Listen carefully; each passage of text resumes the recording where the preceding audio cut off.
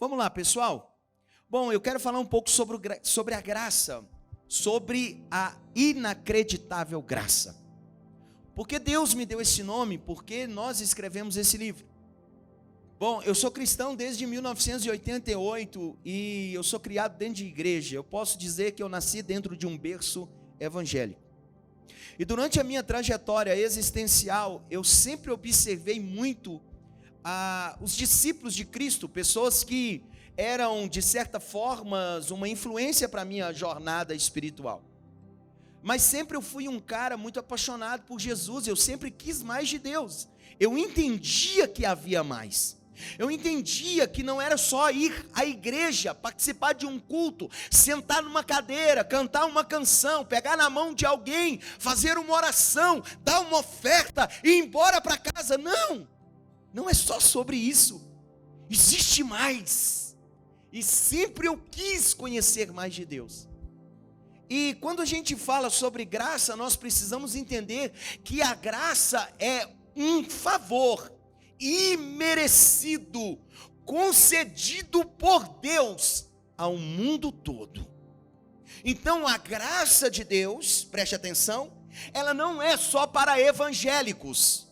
A graça de Deus não é só para cristãos. A graça de Deus é para todo o mundo. Você pode dizer glória a Deus? Então, se graça é um favor imerecido, o que isso significa? Que você não fez nada para merecê-la.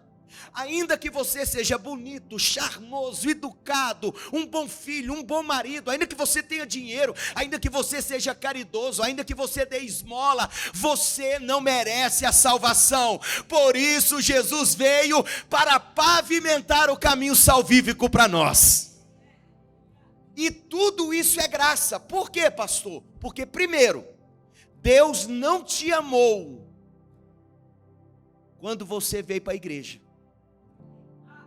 Deus não te amou quando você disse, eu vou parar com isso ou com aquilo. Não. A Bíblia diz que Deus nos amou quando ainda éramos pecadores. Quando ninguém dava nada para você. Quando alguém passava perto de você e não olhava para você, os olhos de amor de Deus já te procuravam na terra. Isso é graça. Eu não merecia estar aqui. Eu não merecia ser pastor de uma multidão. Eu não merecia ser, um pai de filhos. Mas isso tudo é a graça. Ele sorriu para mim. Ele me escolheu no ventre da minha mãe quando eu era um feto. Quando eu era um embrião informe, parecendo um mostrengo. Ele olhou e já me viu de cabelo branco. Ele já me viu com o microfone na mão. Ele já me viu no meio de uma multidão, tornando o nome dele famoso na terra. E essa é a minha missão. Você precisa entender isso. Por que a graça de Deus é para todo mundo? Porque a primeira coisa que você precisa entender, olha para mim. Deus não tem carências. Deus não tem crises existenciais. Deus é autossuficiente, Ele não precisa de nada, muito menos de nós. Deus não precisava criar o globo terrestre. Deus não precisava criar o cosmo, as estrelas, os buracos negros. Deus não precisava criar floresta. Deus não precisava criar seres humanos. Deus é onisciente, você sabe o que é isso? Ele sabia tudo que ia acontecer conosco. Ele sabia que Adão ia pecar, ele sabia que você ia ser um pecador, ele sabia que Judas ia trair Jesus, ele sabia que nós iríamos traí-lo no século 21, mas mesmo assim Deus quis em graça dar continuidade ao seu plano de criação, e por causa desse amor, eis-me aqui e você também, estamos juntos contemplando as obras maravilhosas desse Deus. Você pode aplaudi-lo? Pode?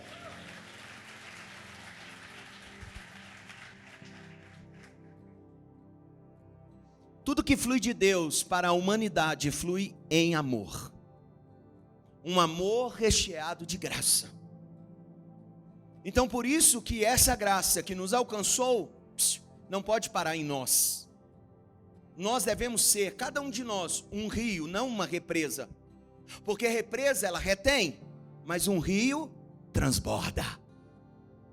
Eu não sei se em 2022 você desagou as águas do Espírito em alguém, mas 2023 as comportas de Deus se abriu na sua vida, e essas águas vão fluir para outras pessoas, e nós vamos ganhar uma geração para Jesus. Você está comigo? Diga amém. Sabe, a minha intenção neste livro é ativar você, despertar a sua vida, para você viver a verdadeira essência da graça de Deus. Por quê, pastor? Primeira coisa que você precisa entender: existem dois tipos de graça: a falsa graça e a graça verdadeira. As duas estão sempre andando, sabe, lado a lado. Infelizmente, há uma multidão de cristãos que não estão vivendo a verdadeira graça.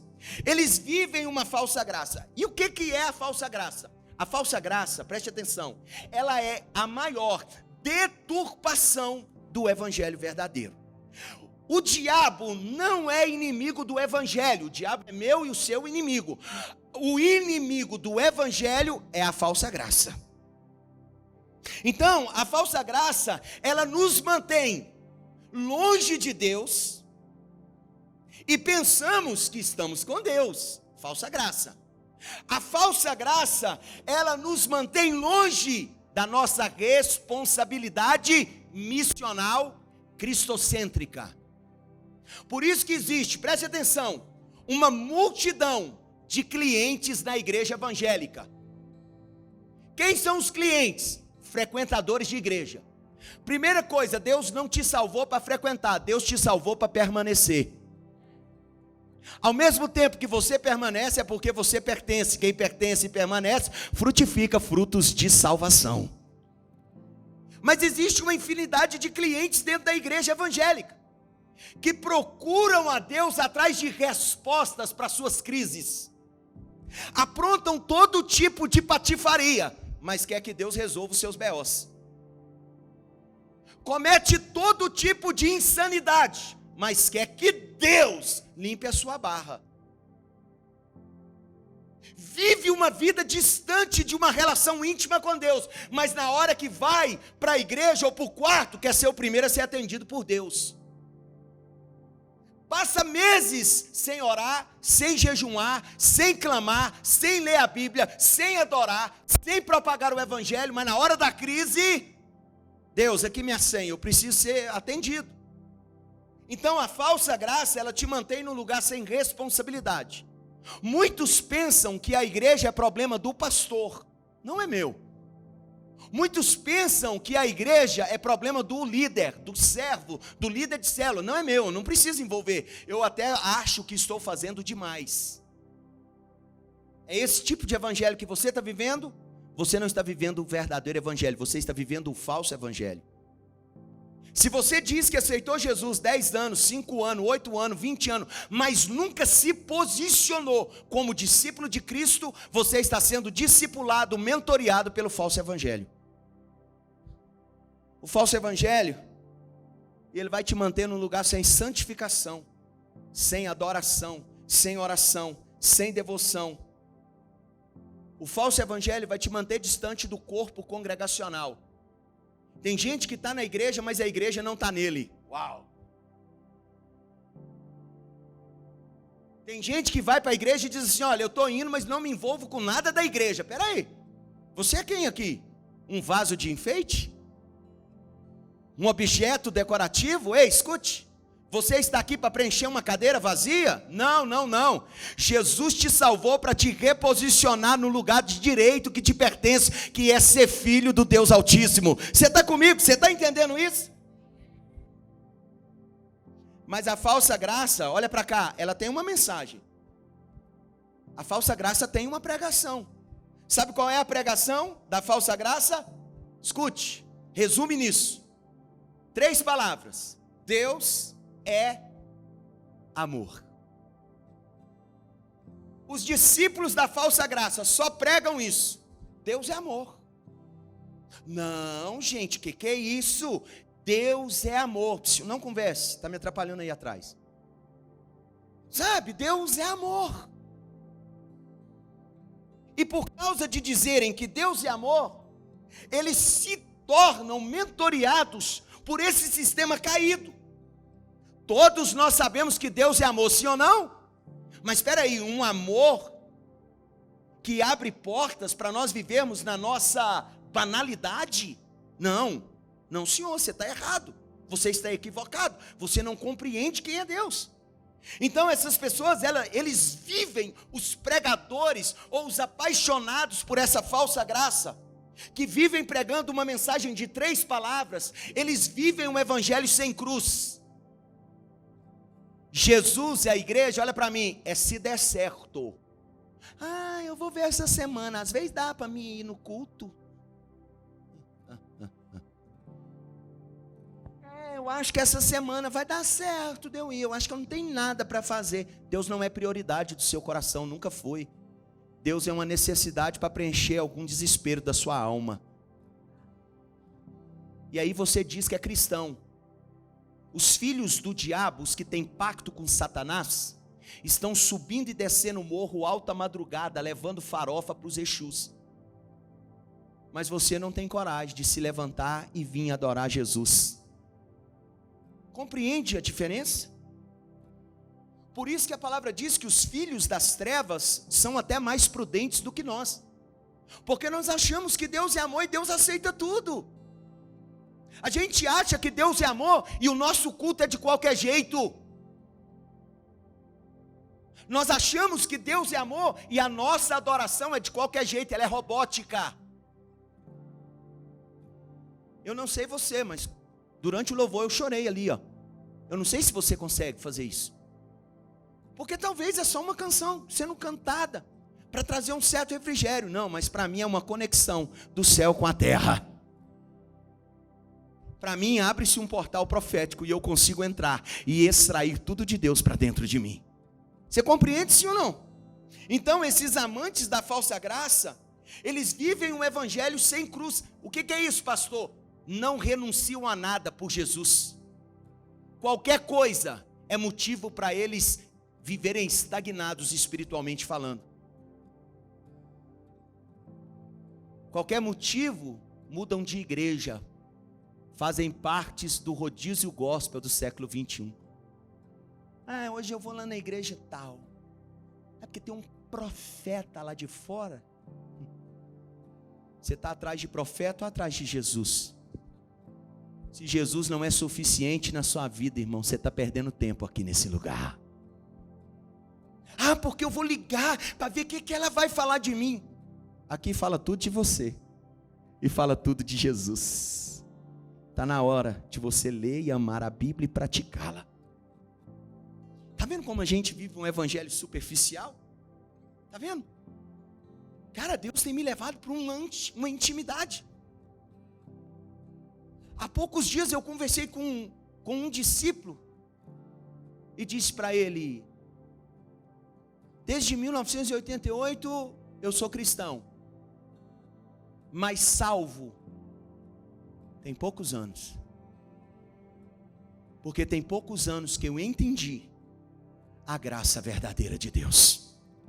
Durante muitos anos da minha vida eu vivi regras.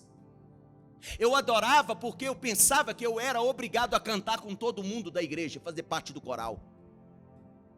Eu andava com a Bíblia porque eu cresci ouvindo que o diabo tem medo da Bíblia. Mas eu nunca andei com a Bíblia porque eu amava. Mas um dia tudo mudou. A graça verdadeira me batizou. Eu me tornei um novo homem, um novo discípulo, um novo filho. E todos os dias a minha vida se renova de glória em glória, de glória em glória. Você compreende? Porque há muitas pessoas que acham que o seu tempo de crente é validação salvífica. Porque tem 10 anos, tem 20 anos que eu estou com Jesus. E daí? O que isso muda? Se você não pratica o verdadeiro evangelho. O que adianta se você não tem estabilidade espiritual? Qualquer coisa te tira do propósito, qualquer coisa te tira do caminho. O que adianta você dizer que está com Jesus, tem uma tatuagem de Jesus, anda com um crucifixo, anda, sabe, isso não adianta nada. Você compreende, sim ou não? O falso cristianismo, ele faz parte da falsa graça, e automaticamente ele se torna um falso evangelho, que ele nos mantém longe de uma vida cristocêntrica.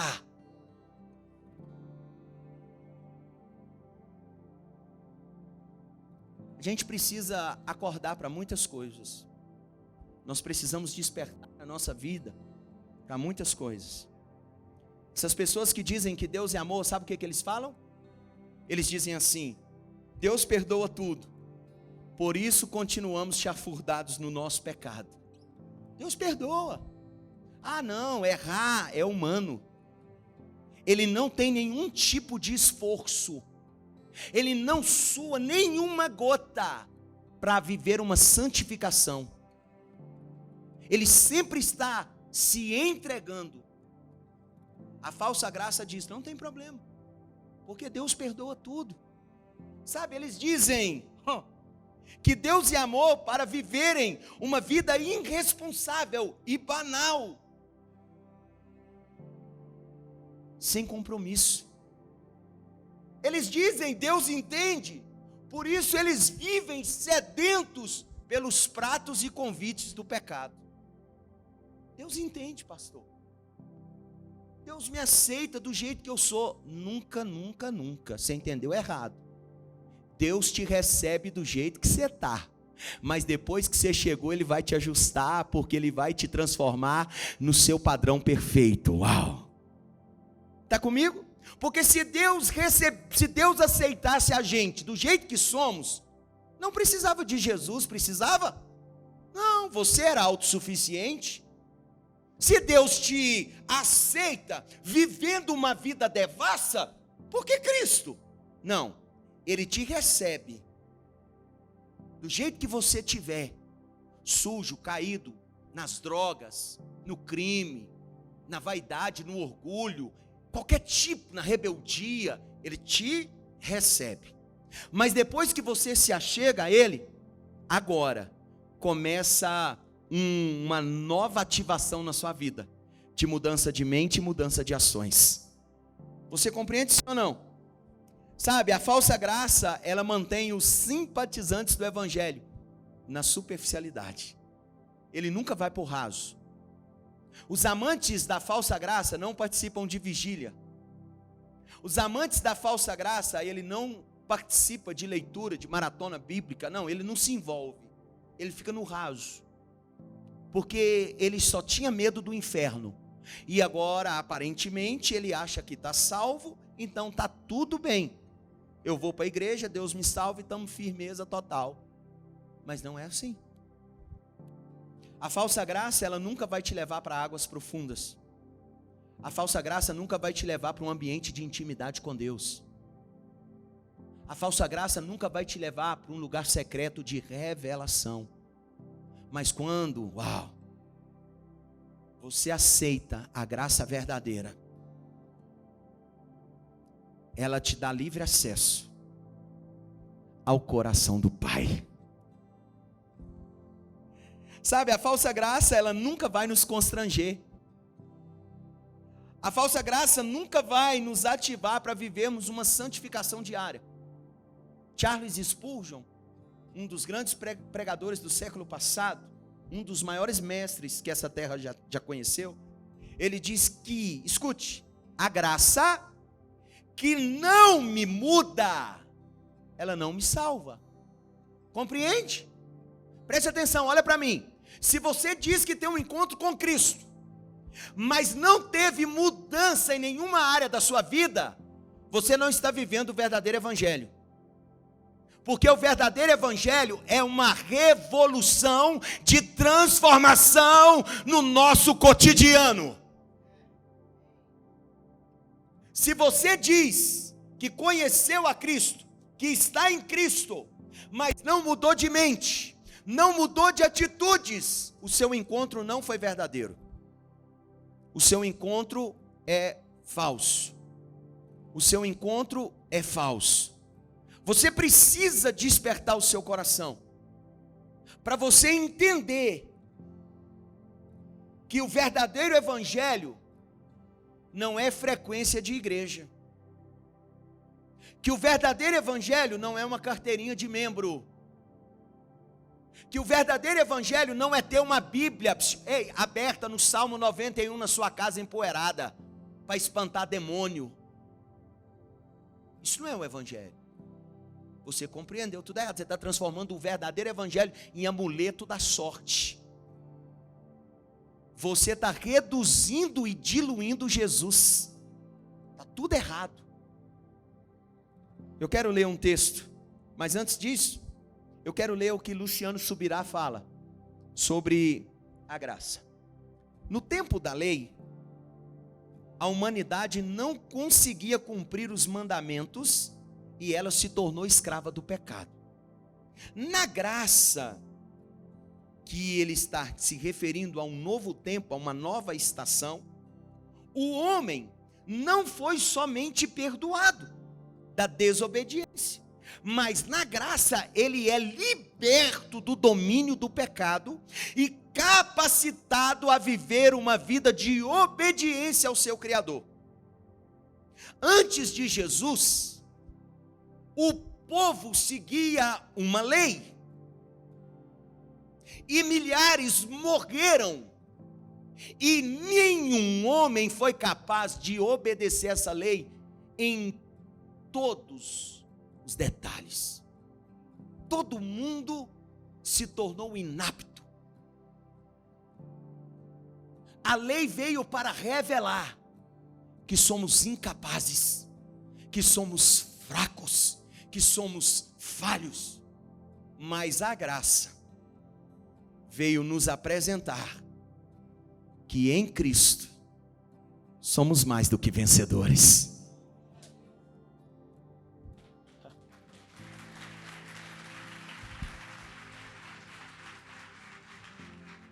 Então antes você e eu não conseguia, mas através de Jesus agora conseguimos. Antes você não aguentava um vamos, você ia. Hoje você sabe resistir e você tem agora o domínio para escolher qual o melhor caminho para seguir.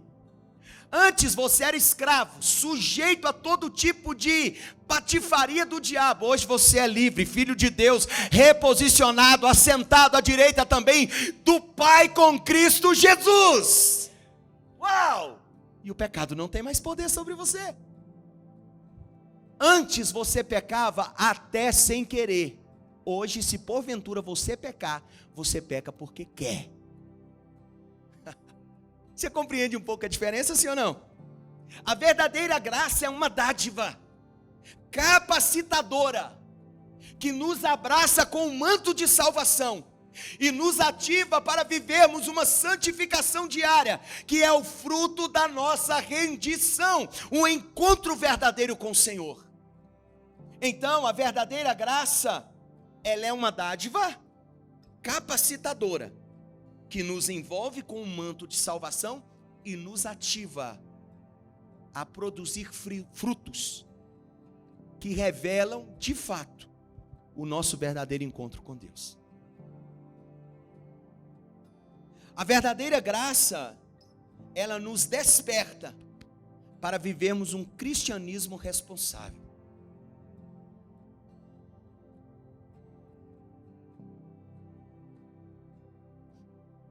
Porque quando a gente fala de liberdade dentro das igrejas, muita gente acha que aquela igreja é do diabo.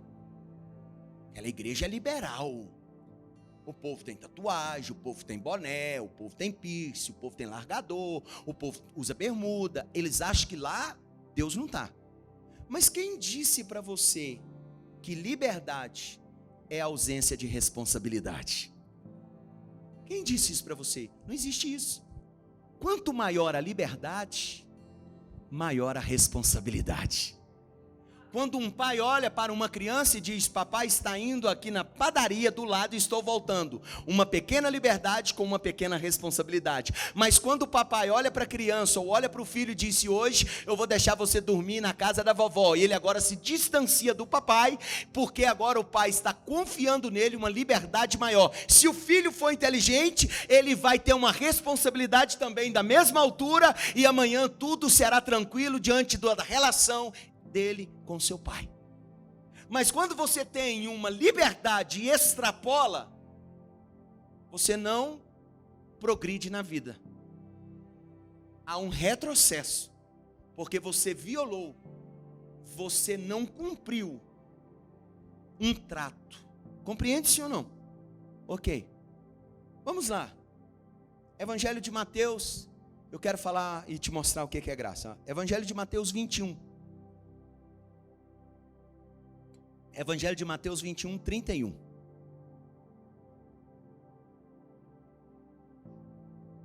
Evangelho de Mateus 21, 31.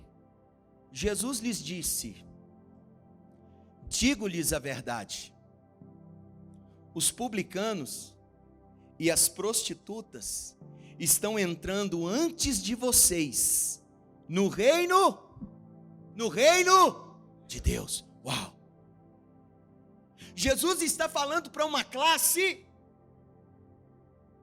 que envolve discípulos, simpatizantes, uma multidão, líderes religiosos, mestres da lei, que se gabavam da lei judaica, do conhecimento. E Jesus chega e fala assim: pera aí, os publicanos e as prostitutas estão entrando antes de vocês. Aonde? No reino de Deus. O que Jesus quis dizer? Porque enquanto você está apegado às regras, existe alguém querendo se apegar à salvação. Enquanto você quer ser salvo pelos seus méritos, tem alguém abraçando a graça salvadora. Enquanto você se acha digno de estar entre os filhos de Deus, existe uma ralé, existe publicanos, existe prostituta, existe pecadores, olhando para Jesus e dizendo: sê propício a mim, que sou pecador, me levanta, me salva, me cura, me transforma, porque sozinho eu não dou conta.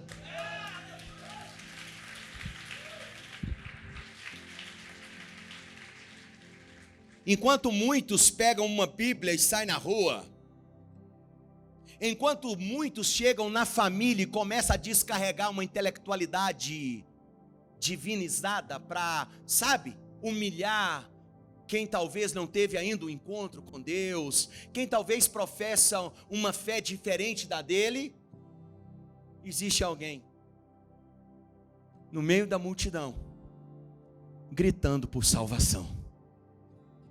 Isso é graça. Você compreende a graça? Muitos de nós jamais assentaríamos do lado de uma prostituta, mas a graça é tão louca que você vai ter que passar a eternidade toda do lado de uma prostituta arrependida.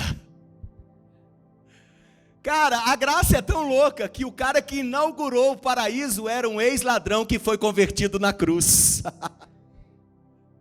A graça é tão louca que ela olhou para mim e para você, e ela disse: venha, a salvação também é para você. E aí você olhou e disse: Deus, mas eu sou isso. Deus, eu sou aquilo. Deus, eu não posso. E de repente Deus olha e diz: vinde, benditos do meu Pai, entrai no meu reino que está preparado para vocês desde a fundação do mundo. Aí você se encontra com Deus, você não é mais, você se torna um ex. Por isso que a igreja cristã é o lugar recheado de ex. Não é ex-amor, é ex-pecador, ex-traficante, ex-prostituta, ex-mentiroso, ex-isso, ex-aquilo.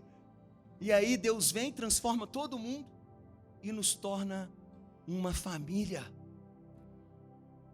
que vive o grande amor de Deus. Versículo 32 do capítulo 21 de Mateus. Porque João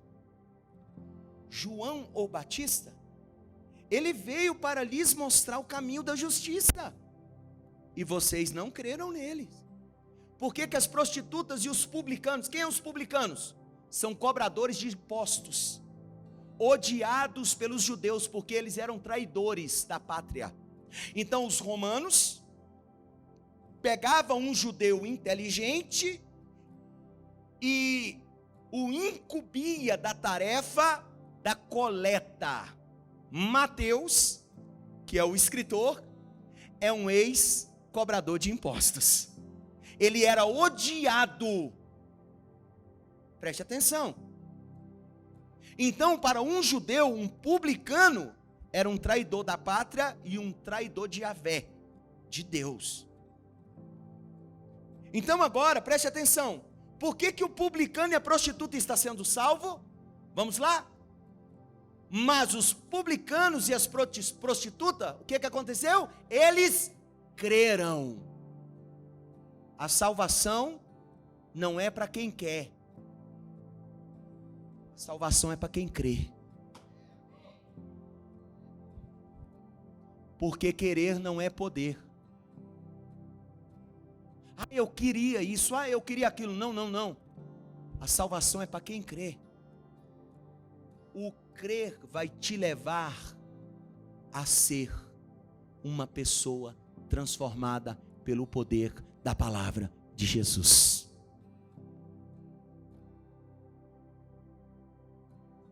Ah, pastor, estou tantos anos na igreja, mas eu não dei conta até hoje de parar com isso, de parar com aquilo. Porque você não teve um encontro com a verdadeira graça de Deus.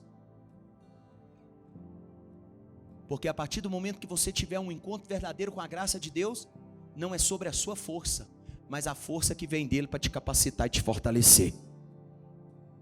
Compreende, sim ou não? A graça verdadeira é um único elo que aproxima os ímpios do seu justificador, os pecadores do seu Salvador, os servos do seu Senhor e a criatura do seu Criador. A graça verdadeira nos ativa, escuta, para vivermos uma vida comprometida com o Evangelho, com Jesus e com o seu reino. Você quer ver se você está vivendo o Evangelho verdadeiro? Preste atenção.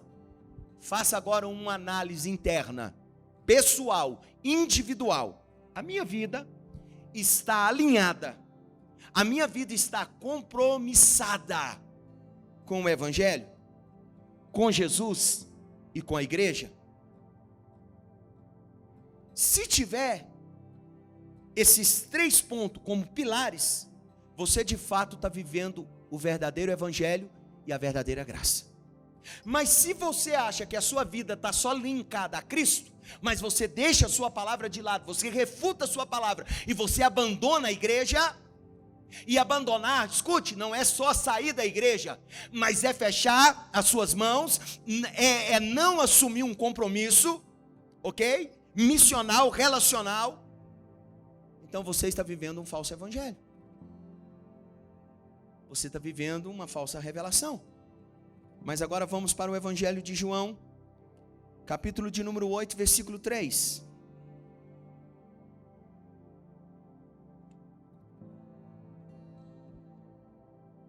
Evangelho de João, capítulo 8, versículo 3. Os mestres da lei e os fariseus trouxeram-lhe uma mulher surpreendida em adultério. Ela foi pega traindo o cônjuge, ok? Fizeram-na ficar em pé diante de todos. Versículo 4. E disseram a Jesus: Mestre, esta mulher foi pega em adultério.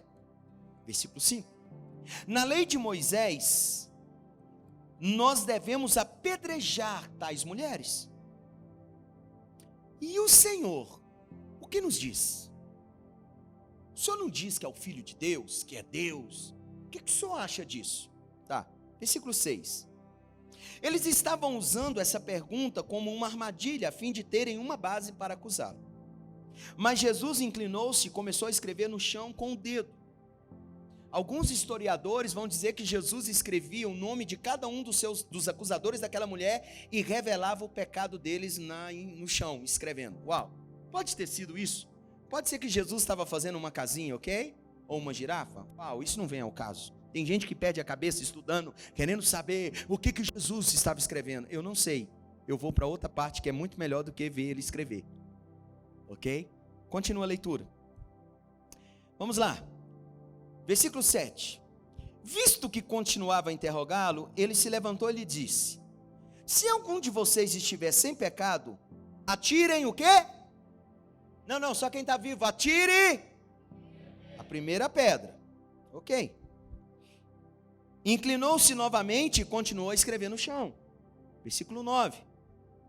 Os que ouviram foram saindo um a um, começando pelos mais velhos. Só Jesus ficou com a mulher em pé diante dele. Versículo 10. Então Jesus pôs-se em pé e perguntou-lhe: mulher, onde estão os seus acusadores? Ninguém te condenou? Versículo 11. Ninguém, Senhor, disse ela. Então declarou Jesus: eu também não te condeno. Estava bom, sim ou não? Estava. Ela recebeu a salvação na hora. Agora vamos ver o que Jesus continua dizendo. Agora vá e abandone a sua vida de pecado. Tem gente que só quer ser salvo, mas não abandona suas práticas repugnantes.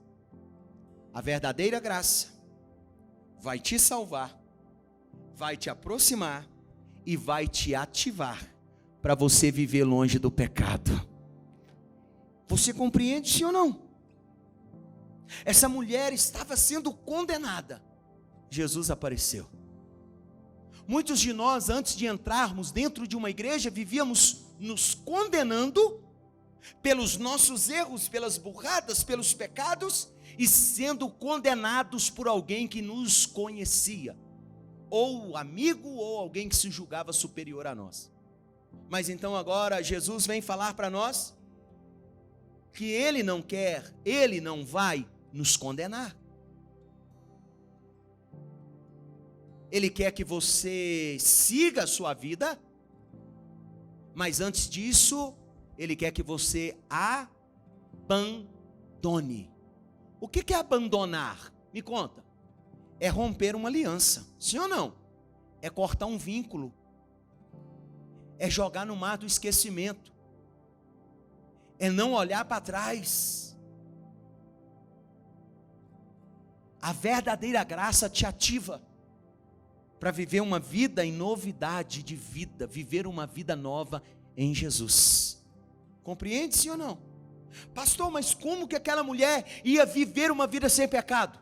Lembra que Pedro disse: para onde iremos? Só o Senhor tem palavra de vida eterna. Basta uma palavra do Senhor e a nossa vida é mudada, transformada para a glória do nome dEle. Você compreende, sim ou não? Eu quero ler 2 Timóteo, estou finalizando 2 Timóteo capítulo 2, versículo 1. O último texto da leitura. 2 Timóteo capítulo 2, versículo 1. Paulo agora ele vai dar uma orientação para o seu discípulo, para Timóteo. Portanto, você, meu filho, Timóteo 2:1, fortifique-se em quê? Espera aí, gente, vamos lá. Fortifique-se. Que há em quem? Não fortifique a sua vida no homem. Não fortifique a sua vida no tempo que você acha que está dando para Deus. Não fortifique a sua vida na sua poupança, na sua intelectualidade, na sua força. Não.